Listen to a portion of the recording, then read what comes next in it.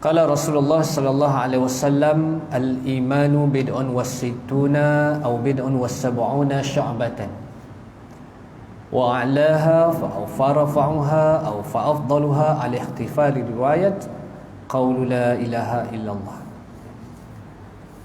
Tuan-tuan muslimin yang dikasihi dan dirahmati Allah Subhanahu wa taala. Pada perkongsian kita tengah hari ini, kita akan membicarakan tentang kesempurnaan iman kita dasarkan daripada hadis bersumberkan daripada sahabat Sayyidina Abu Hurairah radhiyallahu anhu. Rasulullah menggambarkan kepada kita banyaknya jumlah cabang-cabang iman itu sehingga 60 dan 70 cabangnya. Maka setelah dikeluarkan oleh Al-Imam Al-Baihaqi rahimahullahu ta'ala mendapati 77 cabang iman yang kita pada hari ini, tuan-tuan, kita tahu bagaimana kita nak mencari kesempurnaan iman kita itu telah disebut di dalam satu kitab yang namanya Sya'bul Iman lil Baihaqi rahimahullahu ta'ala, yakni kitab cabang iman oleh Al-Imam Al-Baihaqi rahimahullahu ta'ala. Jadi kita dah sebut beberapa cabang iman pada pertemuan-pertemuan yang lepas. Jadi dalam kesempatan yang ada ini kita nak sebut, iaitu pada cabang iman yang ke-6 ataupun cabang iman yang ke-7, iaitu beriman dengan kebangkitan selepas kematian. Sebagai orang yang Islam, sebagai orang yang beriman, kita wajib beriman adanya, yakni hari kebangkitan selepas kematian. Berbeza kita dengan orang-orang kafir. Mereka begitu berani dan yakin bahawa tidak ada lagi kehidupan ataupun kebangkitan selepas kematian, sehingga Allah merakamkan di dalam surah At-Taghabun ayat yang ke-7. Firman Allah Ta'ala yang berbunyi, pada a'udzubillahi minasyaitanir rajim, za'amal ladzina kafaru an lam yub'atsu qul bala wa rabbi latub'atsunna. Kata Allah Ta'ala, orang-orang kafir mengatakan bahawa mereka tidak akan dibangkitkan sesudah kematian. Ini Allah sebut jelas. Orang kafir sifatnya mereka tak percaya kepada kehidupan selepas kematian. Tidak ada kebangkitan. Qul, katakan wahai Muhammad, bala, bahkan wa rabbi latub'asun, yakni demi Tuhanku kamu akan dibangkitkan. Kemudian dikuatkan lagi di dalam surah Al-Jathiyah ayat yang ke-26, Allah sebut pada a'udzubillahi minasyaitanir rajim, qulillahu yuhyikum summa yumitukum summa yajma'ukum ila yaumil qiyamah la raiba fih. Jelas Allah kata apa? Katakanlah qulillahu yuhyikum, katakanlah Allah yang menghidupkan kamu, summa yumitukum, kemudian Allah jua yang mematikan kamu, dihidupkan kita, dimatikan kita. Summa yajma'ukum, kemudian dikumpulkan kamu, ila yaumil qiyamati la raiba fih, yakni pada hari kiamat yang tidak ada syak, yang tidak ada keraguan padanya. Ayat kedua-dua ayat ini menjadi dalil bahawa adanya hari yang dinamakan hari kebangkitan selepas, yakni kematian. Mati saja si fulan, masuk dalam kubur, bukanlah merupakan final destination, tetapi adanya lagi kehidupan yang lebih panjang, bahkan kekal abadi selama-lamanya.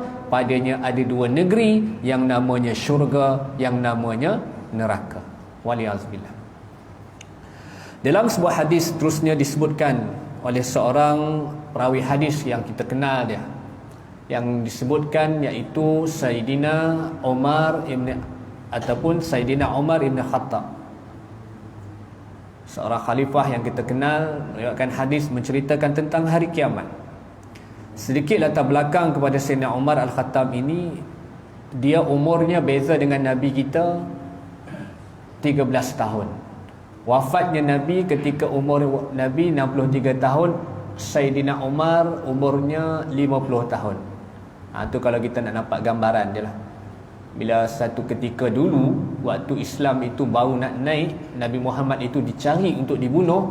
Antara tokoh yang nak bunuh Nabi ni Umar. Nak tahu bayar umur dia dengan Nabi waktu tu lebih kurang 13 tahun saja. Orang yang masih kuat gagah lagi.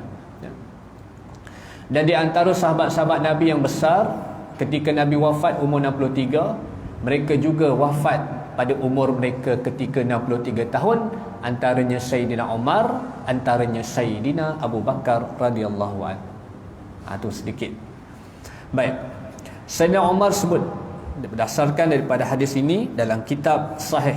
Dalam hadis berkaitan dengan tentang iman, kata Rasulullah, al-imanu an tu'mina billahi wa malaikatihi wa kutubihi wa rusulihi wa bil ba'si min ba'dil maut wa bil qadari kullihi. Iman ialah kamu beriman dengan Allah, wal malaikat, dan dengan para malaikat, wa kutubihi, dan dengan kitab-kitabnya, wa rusulihi, dengan para rasul yang diutusnya, wa bil ba'si min ba'dal maut, dan juga beriman kepada kebangkitan selepas kematian, wa bil qadari kullihi, dan juga ketetapan yakni qadar yang kita pernah bincangkan, perincikan pada pertemuan yang lepas. Tuan-tuan muslimin yang dirahmati Allah Subhanahu wa taala, satu hari yang disebutkan sebagai perhimpunan manusia. Manusia dihimpunkan, dibangkitkan daripada kubur, dikumpulkan di satu tempat yang namanya mahsyar. Mim ha shim ra, mahsyar. Mahsyar ini digambarkan bagaimana satu tempat yang tidak ada pertolongan ataupun syafaat melainkan orang yang mendapatkannya, yang disebutkan di dalam hadis Nabi sallallahu alaihi wasallam. Tuan-tuan, kalau kita melihat firman Allah Taala di dalam surah Al-Mutaffifin, menceritakan, Allah berfirman yang bermaksud pada ayat yang ke-6, tidakkah mereka menyangka bahawa mereka akan dibangkitkan, yakni hidup semula sesudah kematian, pada hari kiamat yang amat besar huru-haranya, hari berdiri manusia untuk menghadap Tuhan sekalian alam. Yauma yaqumun nas lirabbil alamin, pada hari manusia ini akan berdiri di hadapan Tuhan mereka, Tuhan sekalian alam. Apa yang berlaku pada waktu itu semuanya akan dipertontonkan. Semuanya akan dipertontonkan. Secanggih mana pun masjid kita ada CCTV, kita boleh lihat apa yang berlaku pada hari ini, pada semalam, pada yang telah berlaku yang lepas. Maka di akhirat lebih advance, dipertontonkan, faman ya'mal misqala dzarratin khairan yarah wa man ya'mal misqala dzarratin syarran yarah. Besar mana pun amalan yang kamu buat, baik pun Allah tahu, Allah catat. Besar mana pun, sekecil mana pun amalan kita yang kita lakukan, jahat pun Allah catat. Pada hari yang dirakamkan dalam surah Yasin ayat 65, al-yawma nakhtimu ala afwahihim wa tukallimuna aydihim wa tashhadu arjuluhum bima kanu yaksibun. Pada hari yang disebutkan tadi, mulut manusia ini dipatri, dikunci, dan yang menjadi saksi itu adalah mulut-mulut dan kaki-kaki menjadi saksi apa yang kita lakukan di atas muka bumi. Tuan-tuan, di atas muka dunia ni kita boleh bohong kat orang, kita boleh cakap apa saja, kita boleh cari helah, tapi pada hari yang dijanjikan itu, maka dikunci, dipatri mulut kita. Hari ni pun nampak macam dah super patri kan tuan-tuan, tutup mulut kita pakai mask kan, tak boleh nak bercakap sangat. Akhirat kelak lebih daripada itu tuan-tuan. Ini kuasa Allah Subhanahu Wa Taala. Baik. Kemudian kita melihat juga pada hari yang disebutkan tiada naungan melainkan naungan daripada Allah Subhanahu Wa Taala. Kita orang-orang beriman insya-Allah tidak bimbang.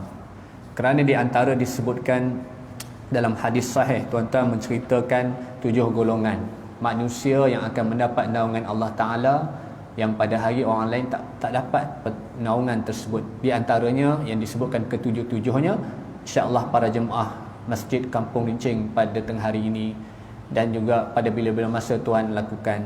Inilah yang disebutkan, warajulun qalbuhu mu'allaqun fil masajid, yakni lelaki yang hatinya terikat dengan masjid tuan-tuan. Pada hari mahsyar yang huru-hara, dalam keadaan dibangkitkan manusia ini, dalam hadis menceritakan ada yang peluhnya setakat buku lali, ada yang setakat lutut, ada yang setakat parah dada, ada yang setakat parah hidung, dan tuan-tuan ada 2 riwayat menceritakan terus pada paras telinganya. Itu bergantung kepada apa? Itu bergantung kepada amal jahat kita di dunia tuan-tuan. Kalau nak tengok sejahat mana kita di padang mahsyar di dunia ni tuan-tuan, di padang mahsyar menjadi saksi hidup tuan-tuan. Setakat mana peluh bergenang tuan-tuan. Matahari hanya sejengkal atas kepala. Walaupun syarah hadis ini ada mengatakan bukan sejengkal dengan ukuran dan sebagainya, tetapi mafhumnya begitulah seksanya pada padang mahsyar ini.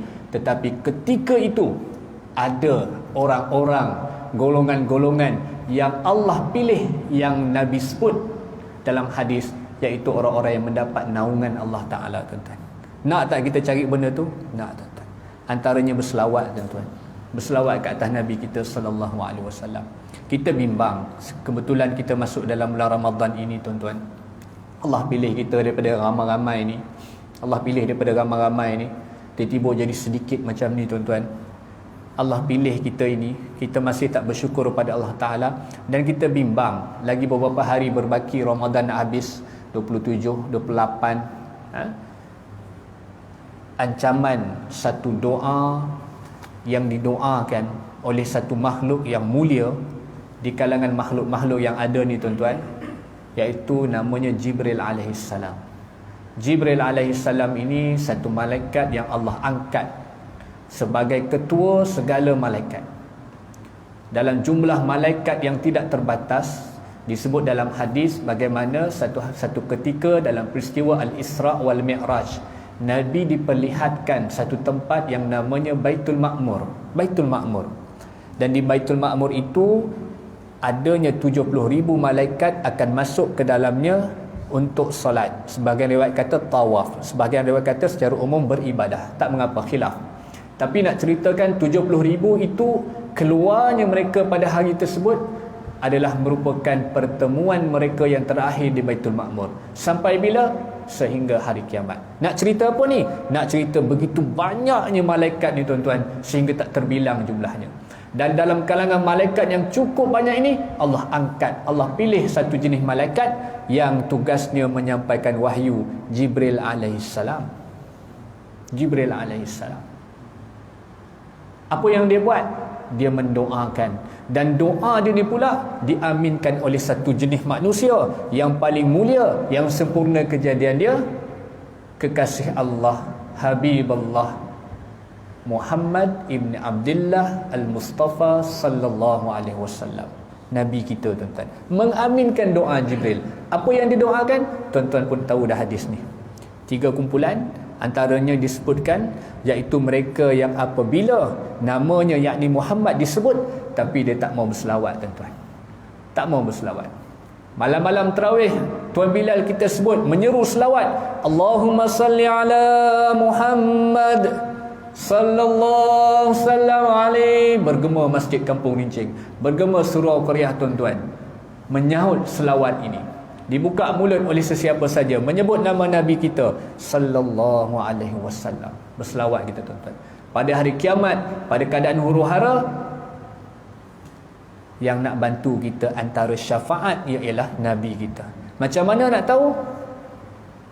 Nabi kenal kita dengan selawat kita. Saya nak masuk, semalam saya ada tazkirah di satu masjid di Kajang. Saya agak lambat sampai, tuan-tuan. Sampai-sampai tu ada satu orang hamba Allah, macam kita lah, macam tuan-tuan. Dia nak masuk masjid tu, tuan-tuan, tak boleh ada abang rela jaga depan tu. Sepasang rela ni, dia suami isteri rela ni jaga. Saya tengok kenapalah, rupanya nombor dia dah sampai border dah, tuan-tuan. 50 orang je boleh. Masjid ni 100, tuan-tuan. Penuh tak masjid ni? Saya dapat berita tak penuh, tuan-tuan. Tak cari ke? Bukan tuan-tuan lah, nak cari orang tak main ni. Kita nasihatkan ke orang, kenapa tak penuh kan ni 100? Sayang, tuan-tuan, 30. Tempat lain 50 melimpah, tak boleh tutup balik. Kawan tu dia nak masuk. Saya terfikir apa tau? Kalaulah aku boleh bagi syafaat sebagai pentazkirah malam tu untuk tolong dia masuk. Tapi tak boleh. Tak boleh. Tak mampu nak bantu. Itu kat dunia. Kat dunia ni kita mungkin boleh minta orang tolong kita dalam keadaan kita terdesak, tuan-tuan. Tapi di hari akhirat, di padang mahsyar ni, tak ada pilihan. Tak ada pilihan melainkan syafaat-syafaat yang telah dijanjikan oleh Nabi kita sallallahu alaihi wasallam, yakni di antaranya bacaan Al-Quran kita, dan di antaranya selawat ke atas Nabi kita. Selawat ke atas Nabi kita. Perbanyakkan selawat. Jangan bila nama Nabi disebut, selawat diseru, kita diam, pegang handphone, kita scroll handphone kita, tak terlalu langsung di hati kita, tak rasa getar pun hati kita nama-nama Nabi kita disebut, tak merasakan apa-apa. Awas, Nabi aminkan kebinasaan orang yang macam ni. Yang kedua, mereka yang punya mak dan ayah, tetapi mak dan ayahnya itu tidak menjadi sebab untuk dia masuk ke dalam syurga Allah Ta'ala. Satu lubuk pahala tuan-tuan yang sangat-sangat mewah, tetapi adanya mak ayah kita, kita biarkan dia, tidak menjadi sebab untuk kita masuk syurga kerana kebaktian kita kepada dua mak ayah kita, tuan-tuan. Dalam hadis menceritakan satu orang sahabat jumpa dengan Nabi SAW. Ya Rasulullah, aku nak pergi berjihad. Kata Rasulullah, soalannya Nabi mudah, adakah kamu masih mempunyai ibu? Lalu jawab lelaki itu, ya ada ya Rasulullah. Tapi Rasulullah kata apa? Falzamha fa innal jannata tahta rijlaiha. Berbaktilah kau kepada dia, yakni ibu kamu, kerana syurga itu di bawah telapak kaki dia. Status hadis ni dhaif, tetapi hadis dhaif ini dinaungi oleh hadis sahih yang banyak. Banyak hadis yang menunjukkan kewajipan kebaktian kepada ibu bapa kita. Maka anak-anak anak-anak yang masih ada pada hari ini, masih ada mak dan ayah, jangan biarkan mereka begitu saja tanpa kita berbakti sehingga akhir hayat mereka. Kerana Jibril mendoakan kebinasaan, lalu Nabi kita mengaminkan. Dua gabungan makhluk mendoakan antara satu dengan lain kebinasaan kepada golongan. Yang ketiganya iaitu mereka yang berada pada bulan Ramadan tetapi tidak, iaitu mendapat keampunan daripada Allah Ta'ala. Keluar daripada Ramadan, rupa-rupanya kita tak dapat keampunan daripada Allah Ta'ala. Sebab tu kalau kita perhati betul-betul imam kita, apa yang doa dia baca diulang-ulang, doa yang tuan-tuan pun tahu, doa yang diajarkan oleh Nabi kita kepada Aisyah radhiyallahu anha. Aisyah kata kepada Nabi, ya Rasulullah, kalau aku dapat Lailatul Qadar ni nak buat apa? Nabi ajar kepada Aisyah doa ini, Allahumma innaka afun tuhibbul afwa fa'fu anni. Dah. Doa tu kena banyak-banyak, tuan-tuan. Kita berada di penghujung Ramadan ini, tidak ada lagi pilihan kepada kita, tidak ada lagi helah kepada kita, melainkan kita kena melipat gandakan amal ibadah kita, dan kita kena perbanyakkan istighfar, minta ampun dengan Allah Ta'ala. Itu sahaja. Kerana kita bimbang, kita keluar daripada Ramadan, Jibril siap doa dengan Nabi dah aminkan, orang yang duduk dalam Ramadan tapi Allah tak ampunkan dia. Allah tak ampunkan dia. Maka ini satu perkara yang sangat menggerunkan kepada kita. Mudah-mudahan perbanyakkanlah istighfar, taubatlah kita kepada Allah Ta'ala. Kita semua janji nak masuk syurga Allah Ta'ala, tapi kita pada masa sama dosa kita bergelumang dengan dosa daripada akhir balik sampai pada hari. Dosa kita cukup banyak, tapi kita kata nak masuk syurga Allah Ta'ala. Mana mungkin? Mana mungkin kita boleh masuk syurga dengan dosa yang banyak? Termasuk saya dan kita semua yang ada pada hari ini, melainkan Allah rakamkan dalam surah At-Tahrim ayat yang ke-8. Allah kata apa? Ba'da a'udzubillahi minasyaitanir rajim. Ya ayyuhallazina amanu tubu ilallahi taubatan nasuha. Wahai orang-orang yang beriman, kembalilah kau kepada Tuhan kamu dengan sebenar-benar taubat, yakni taubat nasuha. Tuan Nazir, kita ada pengumuman, InsyaAllah. Jadi tuan-tuan, saya berhenti setakat ni dululah ya. Kita ada lagi masa dah sangat singkat. Jadi insyaAllah kita bertemu lagi. Kalau ada kesempatan, kita akan huraikan lagi lebih mendalam, iaitu berkaitan dengan keimanan, kesempurnaan iman kita, beriman dengan hari kebangkitan selepas kematian, dan adanya perhimpunan manusia di satu tempat yang namanya mahsyar, insyaAllah. Pasti banyak salah dan silap, saya mohon kemaafan. Aqul qauli hadza astaghfirullahalazim li wa lakum. Assalamualaikum warahmatullahi wabarakatuh.